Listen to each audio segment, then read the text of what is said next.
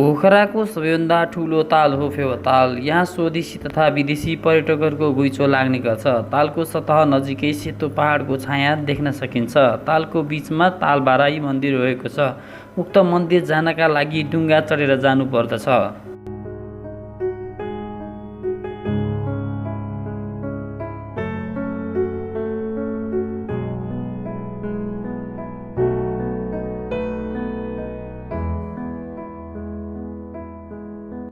पातले छाँगो कास्की जिल्लामा अवस्थित एउटा सानो झरना हो। यसलाई डेभिड फल्सको नामबाट पनि चिन्न सकिन्छ। 1961 मा एक स्विस जोडीको श्रीमान श्रीमती पौडी खेल्न गएका थिए। उक्त क्रममा पानीको ओभरफ्लोका कारण महिलाको डुबेर मृत्यु भएपछि उनकै नामबाट राखिएको हुँदा यस ठाउँलाई डेभिड फल्सको नाम राखिएको हो। यस ठाउँको पानी सुरु हुँदै महादेव गुफासम्म निस्कन्छ। गुप्तेश्वर महादेव गुफा नेपालको सबैभन्दा लामो गुफामध्ये एक हो, जसको लम्बाइ 2000 मिटरभन्दा बढी छ। गुफाभित्र चिसो पानीको बाफ आउँछ र पानीको गर्जन समेत सुन्न सकिन्छ। यस गुफामा जानका लागि टिकट काट्नुपर्ने हुन्छ। पोखरा शान्ति स्तूपा भन्नाले शान्ति प्यागोडा हो। यस ठाउँमा बुद्धको ठुलो मूर्ति रहेको छ, जुन पोखराको पुम्दीमा अवस्थित रहेको छ। वातावरण निकै मनमोहक र शान्त रहेको छ। यस स्थानबाट फेवाताल समेत देख्न सकिन्छ।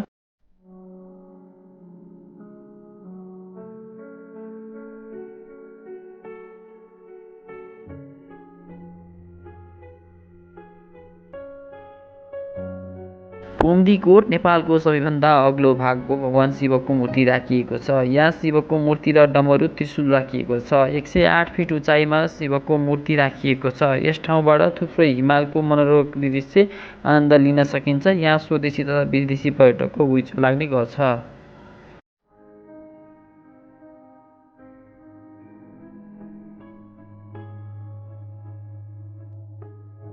माठेपानी गुम्बामा बुद्धको ठुलो मूर्ति राखिएको छ। यस गुम्बामा बुद्ध धर्मावलम्बीहरू दीप बाल्नका लागि जाने गर्दछन्। यहाँ स्वदेशी तथा विदेशी पर्यटकहरूको पनि घुइँचो लाग्ने गर्दछ।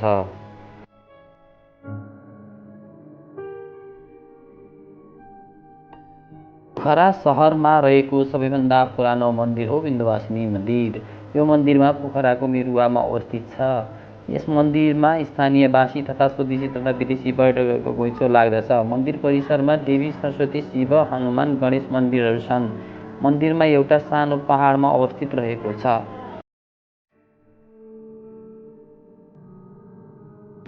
सारङकोट पोखरा घुम्न आउनेहरूका लागि लोकप्रिय पर्यटकीय गन्तव्य हो। 1600 मिटर उचाइमा रहेको पहाड सारङकोटमा अवस्थित छ। यहाँबाट धेरै हिमालहरू देख्न सकिन्छ।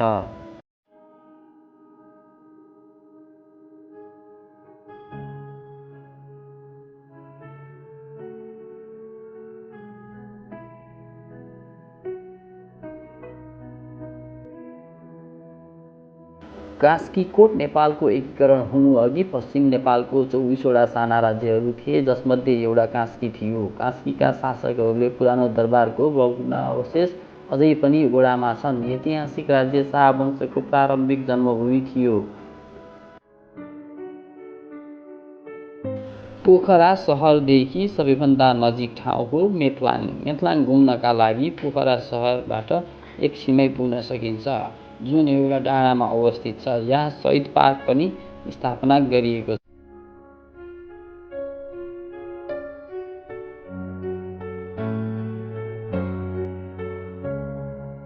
महेन्द्र गुफा पोखराको बाटुले चौरमा अवस्थित छ। यो गुफाले प्रत्येक वर्ष हजारौं पर्यटकहरूलाई आकर्षित गर्दछ। गुफाभित्र हिन्दू भगवान शिवको मूर्ति पाउन सकिन्छ। यस गुफा ठुलो चुनढुङ्गाको गुफा हो।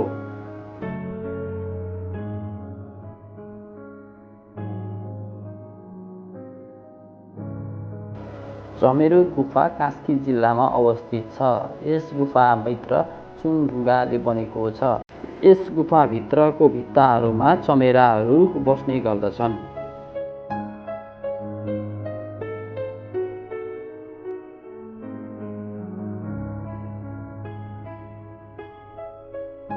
बन्जी जम्प पोखराको याम्बीमा रहेको यस बन्जी जम्पबाट निकै पर्यटकहरूले बन्जी जम्प गरिसकेका छन्। यहाँ घुम्न आउने पर्यटकहरू यहाँ आएर बन्जी गरेर जाने गर्दछन्।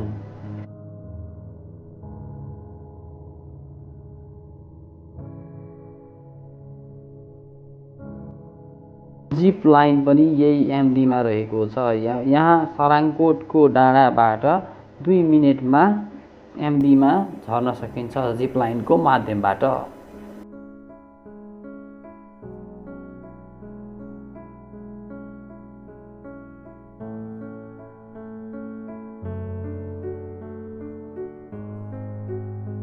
बेगनास ताल क्षेत्र पोखरा घुम्न आउने पर्यटकका लागि लोकप्रिय गन्तव्य हो। तालको पानी सिँचाइका लागि प्रयोग गर्ने गरिन्छ। तालको केही भागमा खोरमा माछा पालनको रूपमा प्रयोग गरिन्छ।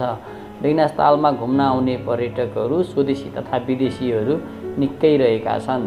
यहाँबाट अन्नपूर्ण र मनासलु हिम श्रृङ्खलाहरू देख्न सकिन्छ।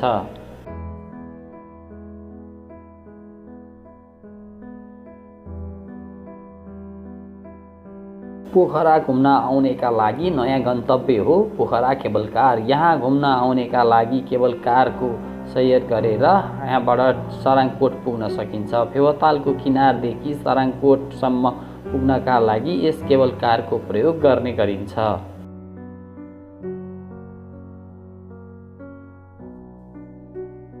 पोखरा घुम्ने क्रममा जानै पर्ने ठाउँ हो काउँ डाँडा। काउँ डाँडाबाट धेरै दृश्यहरू, सहर बजारहरू देख्नका लागि रमाइलो ठाउँ रहेको छ। यहाँ धरहरा पनि रहेको छ। यस ठाउँमा घुम्न जानका लागि पर्यटकहरू निकै प्रभावित देखिन्छन्। यहाँ लाली गुराँस पनि फल्ने गर्दछ। यहाँबाट रातिको टाइममा सहरमा झिलिमिली देख्न सकिन्छ।